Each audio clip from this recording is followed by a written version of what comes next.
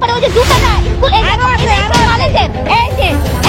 School কলেজের ছাত্রদের মূল ঘুরে যাচ্ছে ধানমন্ডি ৩২ বেজমেন্ট রহস্য, 4 মেয়েকে ধর্ষণ কাণ্ডে হত্যার দাবি।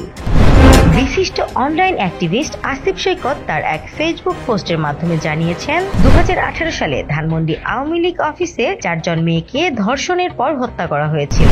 আসিফ সৈকত সোমবার বাংলাদেশ সময় দুপুর 2:40 মিনিটে দেওয়া ফেসবুক পোস্টে একথা জানান। আসিফ তার পোস্টে বলেন, ২০১৮ সালে ধানমন্ডির আওয়ামী লীগ অফিসে 4 জন মেয়েকে ধর্ষণের পর হত্যা করা হয়েছিল বলে খুদ শহীদুল আলম আল জাজিরাকে বলেছিলেন। এই ইন্টারভিউ দেওয়ার পর শহীদুল আলমকে গ্রেফতার করে রিমান্ডে নেওয়া হয়। রিমান্ডে মারধর করে তাকে রক্তাক্ত করা হয়েছিল। খটকা তখনই লেগেছিল, নিউজটা যদি মিথ্যাই হতো তাহলে আওয়ামী লীগ বিবৃতি দিয়েই কাজ সারত।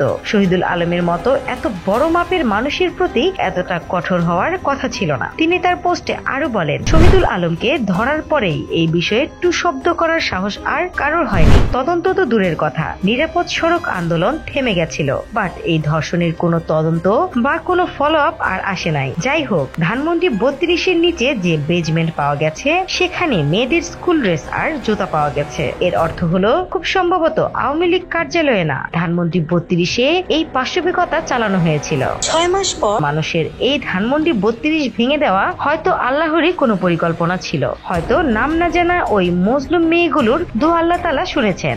যত দ্রুত সম্ভব এই স্কুল ড্রেসগুলোর ফরেনসিক করা হোক, নাম পরিচয় বের করে এই মেয়েগুলোর পরিবারকেও যেন শহীদ পরিবার হিসেবে গণ্য করা হয়। আল্লাহ যেন শেখ পরিবারের মতো এমন ভয়ঙ্কর অভিশাপ এই পৃথিবীর কোনো দেশেই আর কোনোদিন না দেন। নিরাপদ সড়ক চাওয়ার দাবি করতে গিয়ে পৃথিবীর আর কোনো মেয়েকে যেন এই পরিণতি ভোগ করতে না হয়। নিউজ ডেস্ক, নতুন সময়, ঢাকা।